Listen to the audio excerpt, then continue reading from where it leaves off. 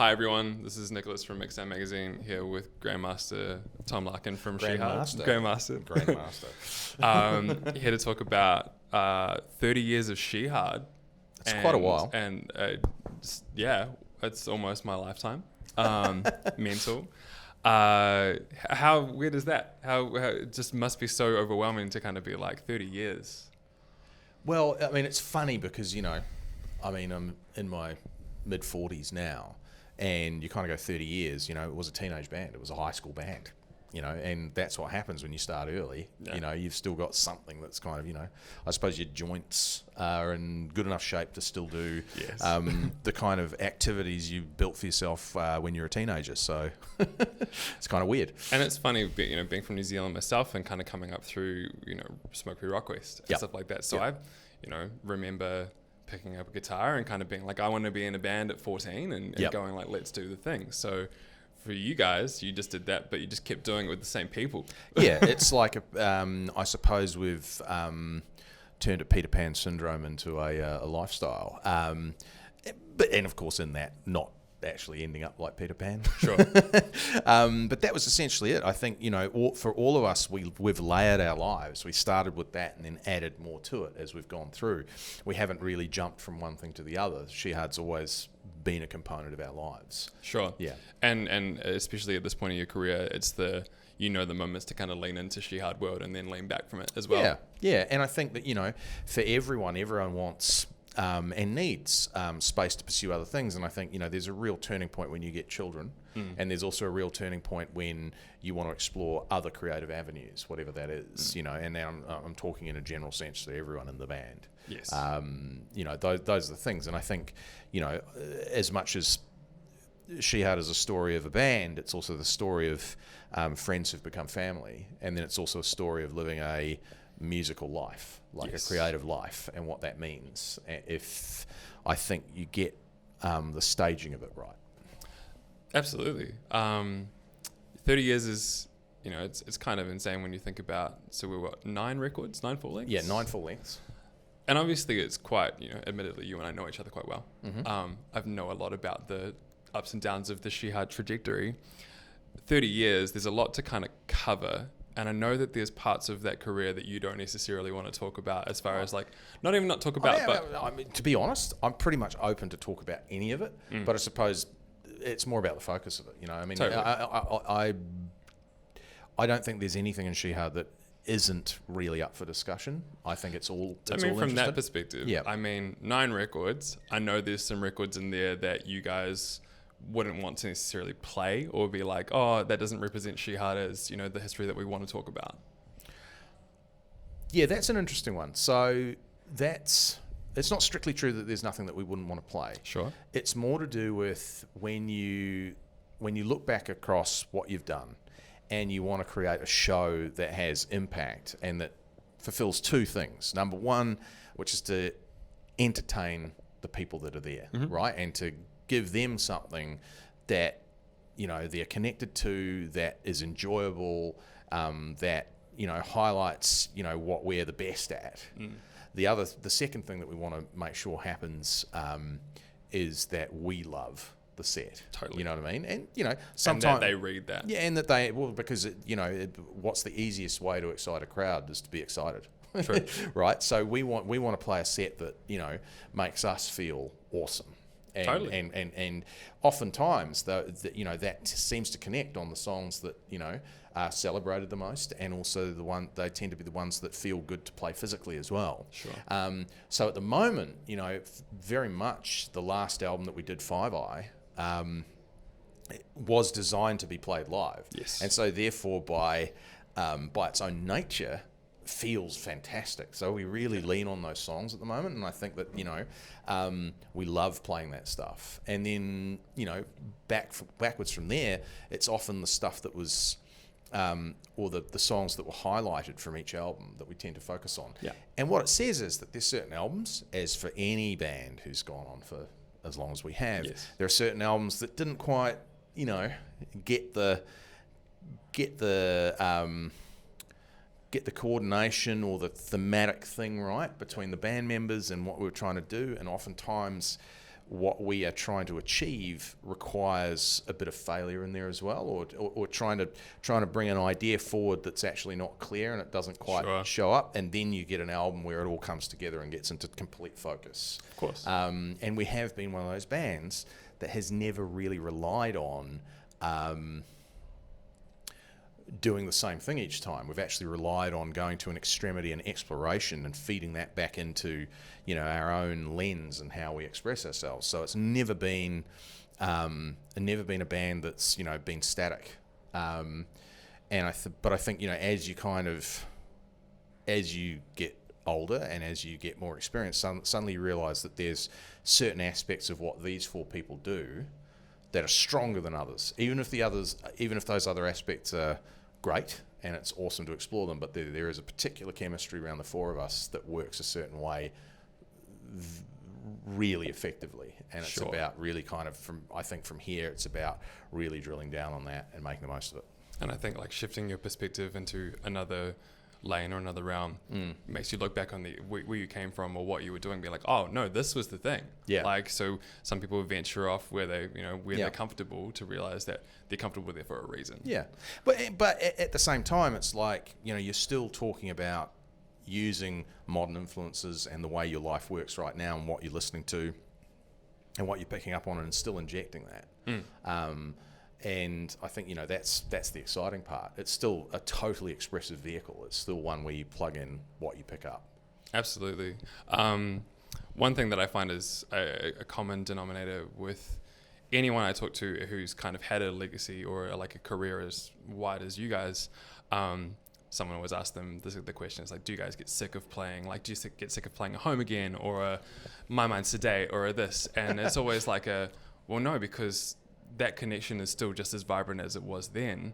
And it still has a new life to those songs. 100%. And one of the great things about a song like Home Again is that, or any song that, takes a while, it stops being about, whether you're sick of it, but it's much more about how the audience responds to it. So it's bigger than just you guys. It's bigger than, but it genuinely is. So that you actually, for something like that, you don't have to think about it. It's like riding a bike or breathing. But what you do then is you concentrate on how the audience is responding, and you make that the part of it that is most important. Our front of house guy, Dave, however, goes, "Oh, you're playing Home Again? That's my cigarette break." Choice, bro. Choice, bro. Yeah, I'll see you in 5.5 minutes. I think he's given up smoking. No way. That'll be his internet break. Yeah. I just checking out on the socials. No. He refused to be on Facebook. Yeah. Never mind then. What's the score in the rugby? Are the All Blacks winning? Your choice. Obviously, not only are we celebrating 30 years of Shihad, but it's almost the 20th anniversary of the General Electric. Yes. Which is mental. Being a young, impressionable musician from New Zealand, it is one of the most formative records for me. Especially, let's talk about big riffs. Most notably, big riffs. Big riffs. Yeah. The General Electric is the big riff. It still is, and it's still it has aged so incredibly well. Thank you. Now this was the first record you guys did with Garth in Canada. Yep. Where was where I know you guys, were you in Melbourne at that point? Yep. Yeah, so you'd moved to Melbourne. You'd done Blue Light Disco. And there was a lot of Blue Light Disco was a transitional EP, and there was a lot of kind of struggle to get that to be. Okay. And it was a really great experience to do that. We worked with Magoo, who was really famous at that point for his work with Regurgitator in Australia at that point, and Custard. And that was great to work with him. He really threw things around, did things differently. But the opportunity came up. We had a new label deal. We'd just moved to Australia, and a friend of ours connected us with Garth Richardson, and he just loved it, and he was prepared to fly down to Australia to work with us on it.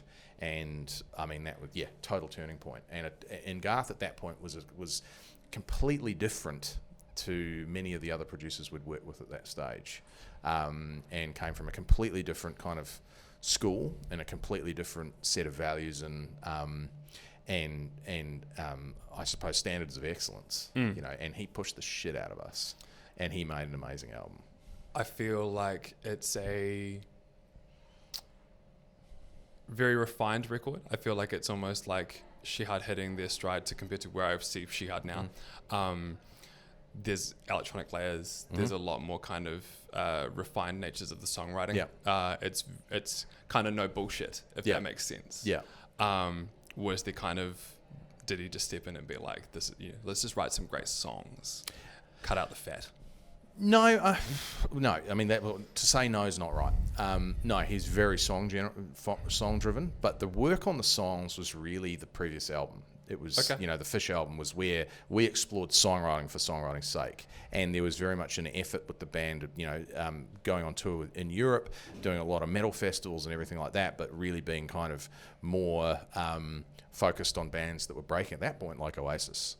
Okay. Right, and so that was kind of where we were being driven on a song basis, but on a sonic basis, if you take the album even before that, Killjoy, that's where we hit our stride on a sonic basis. Yes. And so, given kind of the songwriting exploration of the third album, Fish album, the self-titled one, and then Killjoy as the sonic exploration, General Electric was both of those, all of that combined, and then taken up to a, kind of like at that point, that total high-end North American style production, which we'd not had, and that's what Garth brought to the table, and all those things combined together to make it what it was. I mean, and that's it's all of the combination of those things kind of taken to the nth degree. Yes. And everything's souped up.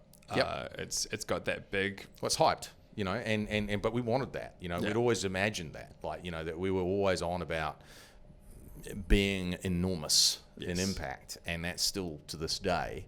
I think the context of Shihad is always that over the top. It's that big rock sound, and it's so notably. I think that's a turning point as well from the perspective where it was like you started being a New Zealand band, and kind of transcended like you don't have that New Zealand characteristic. It's still there, but I think it was like, no, this is a band that's on an international stage. Yeah, and I think at that level. Yeah, and so there are a couple of things to that, which is kind of interesting because it was like there were certain aspects of how we recorded the previous albums and who we were, where those albums could only have been done by a New Zealand band or been done in New Zealand, right? And we didn't give away that identity. It was more to do with the fact that we made an international record. But what made it stand out was the fact that we'd actually originally come from New Zealand, but it was actually opening our doors to the world. It was taking on a whole different way of doing it. And the other side of that being is that the General Electric could not have been made in New Zealand by any New Zealander at that point in time. It had to be done that way. And that's exactly right. It's the sound of a band scaling and kind of growing past its means. Yeah. And just kind of, not being in the confines of we're a New Zealand band or we're kind of stuck in this little atmosphere here or this little microcosm. When was the last time you listened to the General Electric from start to finish? Start to finish? I can't remember. Okay. You hear it all the time in various little ways. I mean, of course I do. Yes. But no, not start to finish, not for a very, very long time. I'm going to do that with the vinyl. It's kind of interesting. You do all this work and you put out the vinyls, and then it's like your opportunity to actually listen to the album again. That was inherently where my question was coming from. And that's what it'll be. I've got my I've got my turntable at home. I got my system, and when it comes through. I mean, the last one that we did was the remaster of Killjoy. Oh yeah. A remaster of Killjoy and the remaster of the Fish album, but the with Blue Light Disco. Yeah, yes. With the Fish album remaster was just awesome on vinyl. You know what I mean? Because it was committed to digital at from a technological point of view when conversion was fucking awful. Okay. And so as great as the album was as tonality, it was like the mastering. it was like listening to someone. Listening to that, compared to this modern era of conversion and mastering, it was like someone had fucking blown up their speaker and we were listening through a blown speaker, you know what I mean? And so to have, we worked with Jack the Bear at Deluxe Mastering, and he made it fucking sound huge. And it was like, I remember the difference in the original to the last Killjoy pressing was enormous, and that was such a pleasure to listen to. And the General Electric was mastered really well. Yes. So it's going to be interesting to hear the final master. I imagine it'll be a bit of an improvement, but it was kind of closer to the top of the scale at the time, and I imagine it won't be that big a jump. but I can't wait to hear it on vinyl. Absolutely. It's funny because it is like in tune with the songs taking new life live. Yeah. It's the same thing when revisiting something and hearing it with fresh perspective is always and the other thing is that, you know, although we could have put that album on one disc, again, it becomes this thing where we actually want to represent it as large as possible. Yes. So, you know, and for people out there who don't understand, but, you know, the more bottom end you have, the wider the groove on the vinyl. So that's why we've done it as a 2 LP vinyl, so that you've actually got as much bottom end as, you know, we can fit on there. And that record has so much, yeah, so much low end. It's funny, again, talking about bands with careers as long as yours, they're so focused on what was and where it was, and you know, their heyday as such.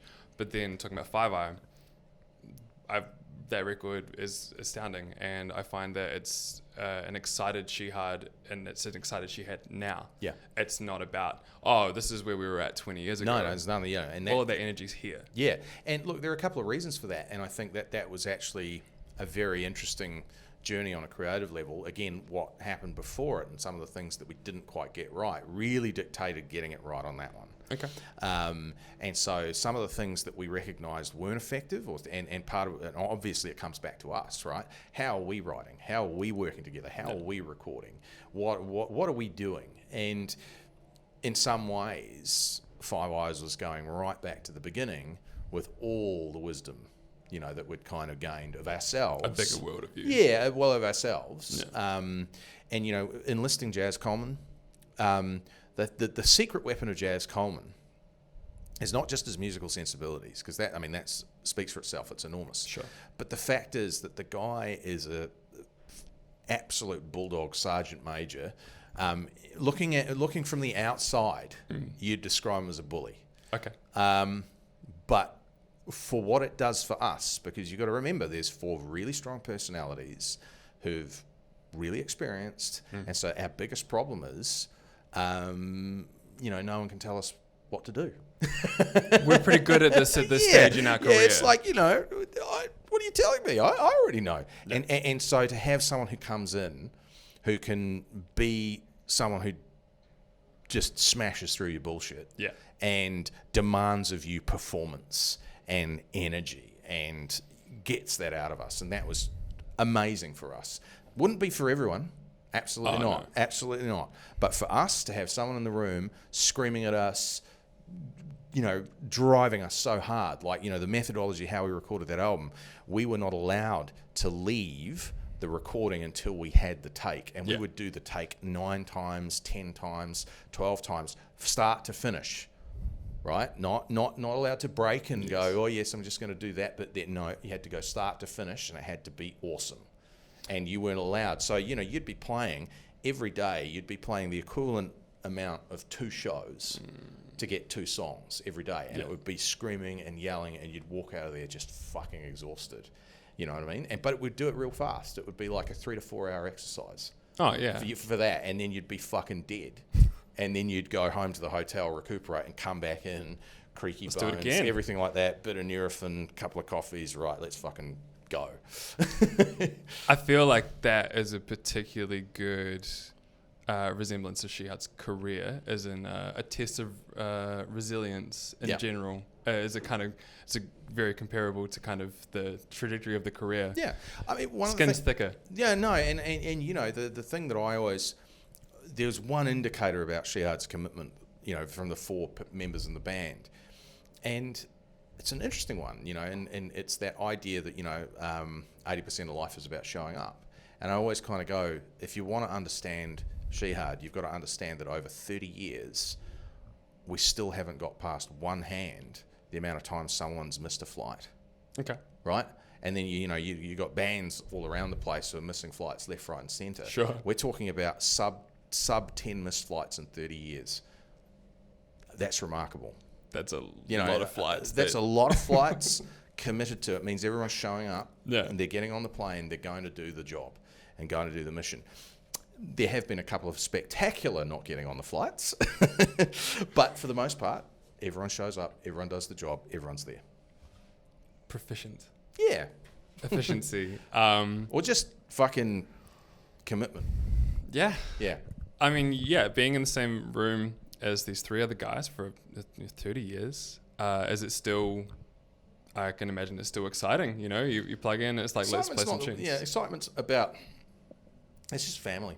That's what it is. It's just family. It's like, you know... but the whole thing about a band that's been around that long, or people that you work with for that long, the biggest advantage is telepathy.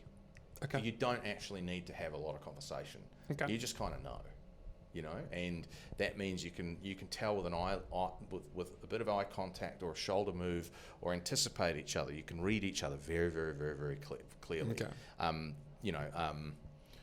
Mick Jones from The Clash talked about it as being this primary thing, that a band's got to get to a point where they develop telepathy, you know, and the unspoken. It's the unspoken. It's just like you move as one, because you don't need to talk about it, or you don't need to, you don't miss it.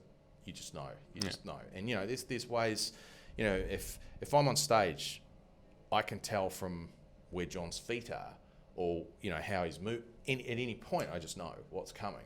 You know, it's not often that I get surprised.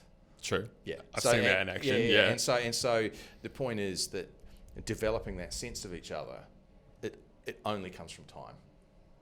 Yeah. Epic. If you were to take, and this is the hard one. This is the hard one. I'm going to wrap it up on. If you had to handpick 3 Shihad songs, only from the perspective of if you had never heard Shihad before, and you wanted a glimpse into Shihad, what would be your 3 Shihad songs? Great question. Hard. I don't know what my answer is.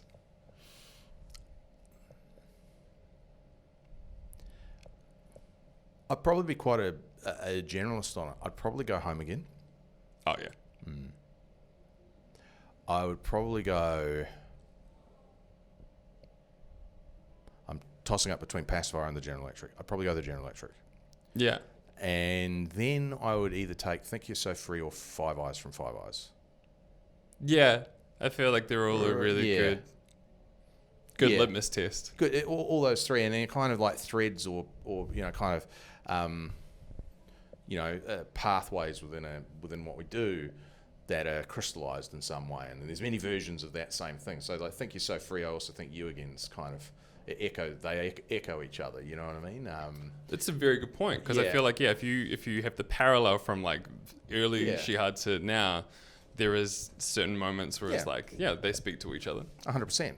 So I'd probably go with that. I'd probably go Home Again, which to me is, you know, it's kind of like a song thing, or it's resonated really well. I mean, Pacifier again, God, it's hard. With Pacifier, there's a whole lyrical... It's a really well-crafted song. It's a great really well-crafted song. The thing about Home Again for me, and I have this really vibrant memory of the first Shihad show back at Aotea Square. Yeah. And Home Again in the rain. Oh, yeah. And so it's got that moment, I mean, and believe me, it's for us too. It has the story, it has the imagery. Yeah. It's that thing. It's got that. There's something about it, and you're not in control of it. You know, that's the cool thing. When you actually this is the power of a song. Yeah. You lose control of the context of it. Totally. And once it's released, you can't control it. No. It's so much bigger than just one person or 4 people. Yeah. And then you realise that this is a context that people have given it for themselves. Yeah.